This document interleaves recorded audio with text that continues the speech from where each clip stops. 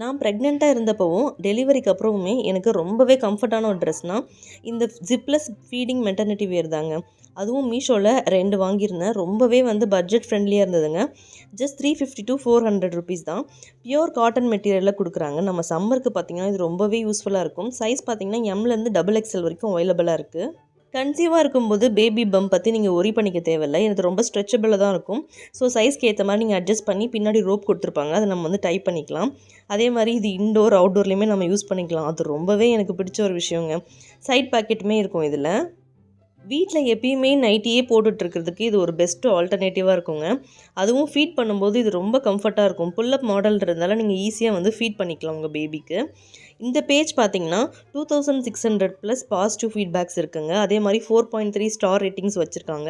And also trusted badge certificated பேஜுங்க.